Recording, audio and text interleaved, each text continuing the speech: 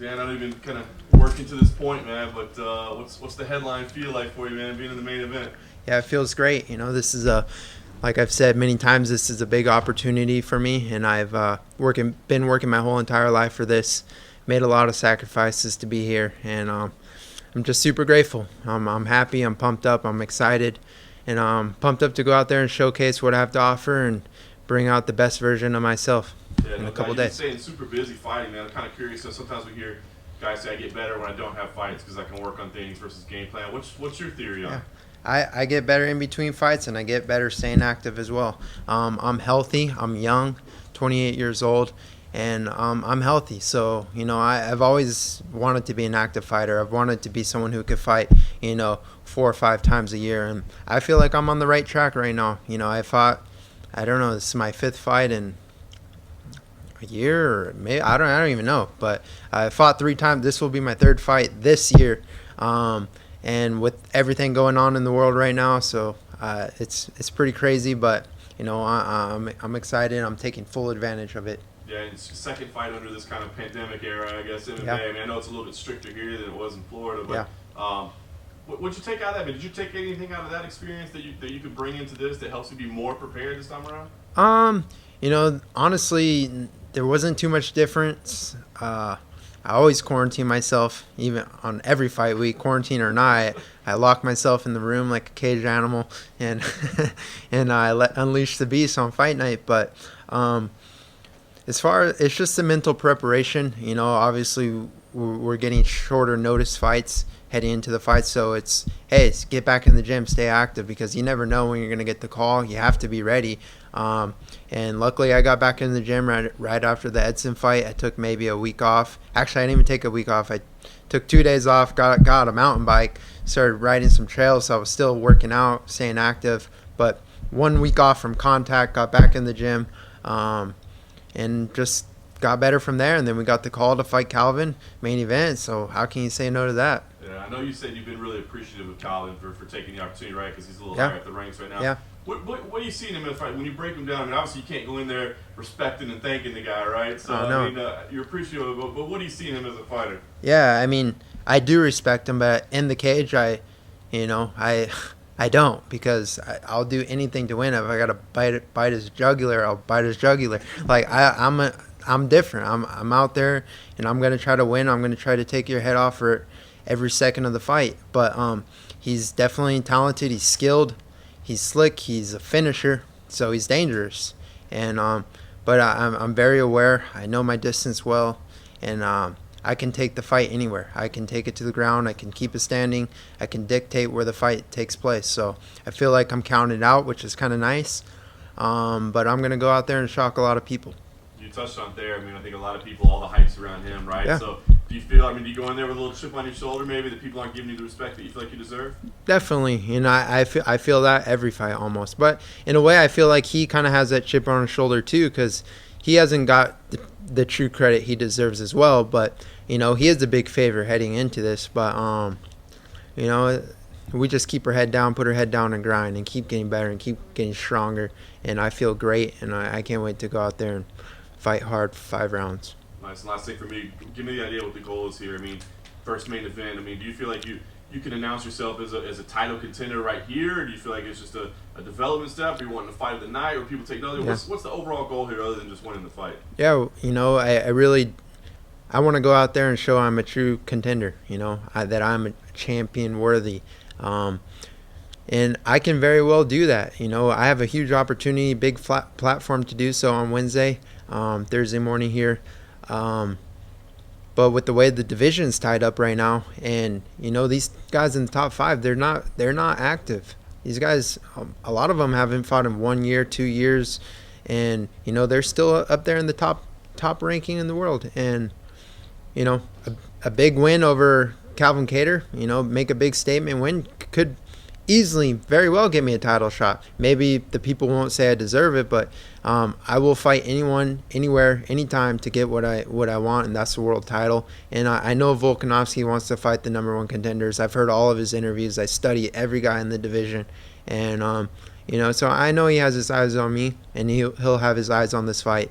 But we'll see what happens. Did you think Volkanovski No, I thought Max won the fight. I thought he won 1, 2, and 3. Do you think it was a robbery like a lot of people saying, or do you think it's just one of those close fights that could have gone either way? It's hard, it's really hard to say, and I was biased. I'm rooting for the Hawaiian, but it's that's how it goes sometimes, man. Everyone said I lost my last fight, but that's just how it goes, and you can't sit there and cry about it. I know Max isn't crying. He's a great champion, and like he would say, it is what it is, and he has a lot more in him. He's 28 years old as well, and I'm sure he'll have a title around his waist again one day soon as well. You mentioned the opportunity that you have here on Wednesday. Do you think to yourself, like, well, just a win over Calvin's big enough, or do you think to yourself, if I can put him away early, make a real statement, does that play on your mind at all? A little bit. I mean, because is Zabit and Yair, I think they're lined up as well, but I feel like it will come down to who has a better win or this and that, but I'm really not focused on that. I want to show that I can go out there and I can compete, and I want to show that I am a champion, and I don't have a title, but I want to show that I can push hard for 5 rounds and show that I am champion worthy against a very worthy opponent in Calvin Kattar. So I'm looking to go out there and make a statement and prove a lot of people wrong and prove to myself that I'm one of the best in the world. Dana White's made no secret that he prefers fighters who want to stay busy, right? And I think it pays off if you're like Gilbert Burns, you stay busy and get the title shot. Yeah. Is your mentality to just fight as often as they ask you, or do you think at some level you're going to have to get to the top guys and start thinking, right, I need to be careful about which matchups I take here?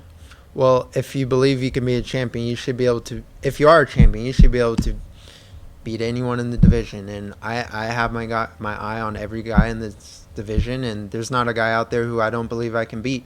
And but it does come down to making smart choices at the right time and getting the right fights. But that's kind of not who I am, and that's why I'm in the situation I am today, because I'm a man who takes risk. I take opportunities, and things are paying off for me. So I'm gonna just keep doing what I'm doing. Last one from me. It's a kind of an extra bonus that in the coronavirus there are people out there who aren't working, who can't get paid, and you're being able to work and get paid multiple times. Yeah, I'm very fortunate, and it sucks for a lot of people out there who can't travel or can't work, but I'm very fortunate to be able to continue to live my dream and continue to work my job and go out there and fight and bring entertainment to the world.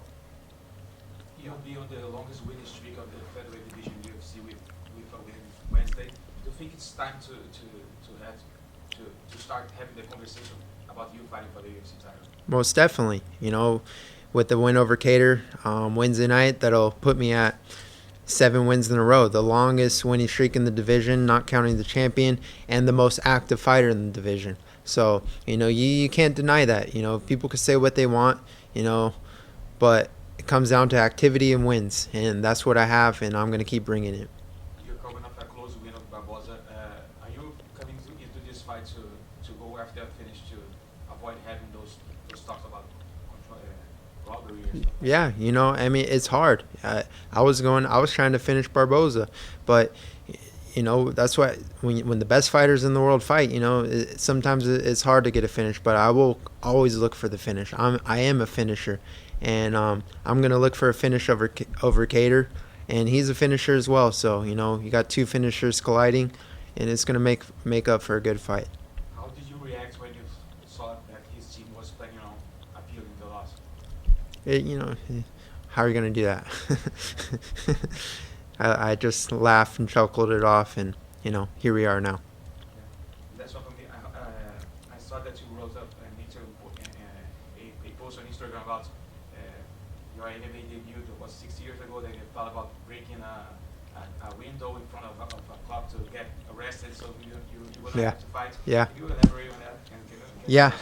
Yeah, it's a cool story. So, that was my pro debut, and I don't know what it was. If I had a bad weight, I wasn't, didn't cut weight the best way, but if it was a bad weight cut or nerves or anxiety, but I never really experienced nerves before a fight. Maybe that was nerves for the first time, but I just woke up that day and was like, out of any day to fight in the world, it was like the absolute worst day. I felt like dog shit, and I tried to do everything possible. I was drinking waters, putting on essential oils, bathing myself, like doing anything I could to try to feel better, and I wasn't feeling better.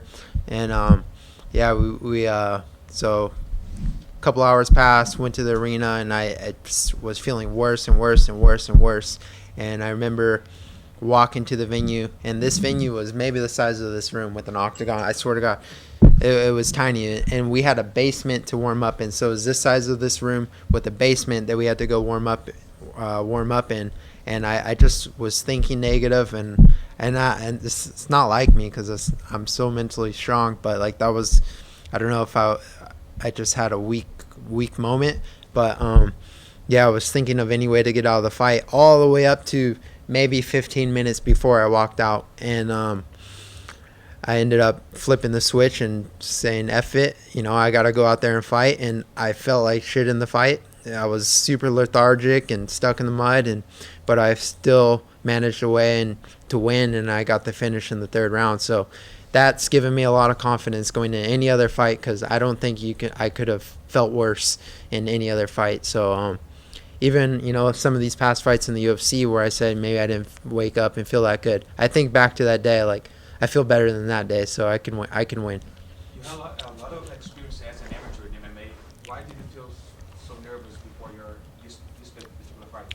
Yeah, I have 11 amateur fights, and actually you can almost count an amateur fight in Hawaii as a pro fight, because we're fighting no shin guards, no headgear. There's great strikers out there, great fighters, and I don't know. Like I said, I don't know if it was nerves or just I was sick, but we learn and we grow and we get better. So here I am now. Hey Dan. Hi. Back in March, when the world was shutting down, there was an MMA show in England that got pulled from its London venue, and I was supposed to go, but then it went to an empty warehouse in Manchester. And I remember watching it, and I felt like a naughty schoolboy just watching it. Yeah. With the Jacksonville shows, they were the first thing in sports to come back. Was there any element of you feeling naughty participating? No, I supported it. I thought the UFC did everything right. Took the right steps, the right protocols, and it gave us an opportunity, because that's how we make money and that's how we put food on our tables. And I was all for it, but it was weird. It was an eerie feeling, especially walking out with no one in the arena, and just it was a little different. But once I got in there, it's all the same. The octagon closes shut. It's the same thing, but it was weird. It was different.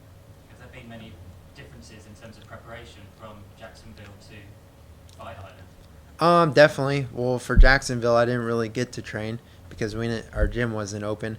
I did what I could at home. I have a home gym. Did a lot of strength and conditioning, a lot of running outside, hit some mitts. I have a heavy bag. But that's pretty much all the training I did for the Barboza fight, and I got maybe 8 days of contact training. But, after that fight, everything started kind of opening back up in Vegas, so I was fortunate enough to be able to go out there and, have a regular, training camp with everyone in the room. So. Some of the athletes at 251 I think they came in during the week and had to do a quarantine, and they might have only been out of quarantine for a couple of days. Do you feel like the extra few days you've got before Thursday morning show is more of an advantage than some of the athletes might have had last week? I don't, I guess. I just came here, and like I said, I always quarantine myself, so I got here, kind of stayed up the first day, and then got adapted, and I was adapted in one day. I feel good. The only thing different here is we're fighting in the morning. So, but I've adapted my training times and my training schedule and my sleep times, and I feel good. So, what can I say? Thanks, Dan. Yeah. Thanks.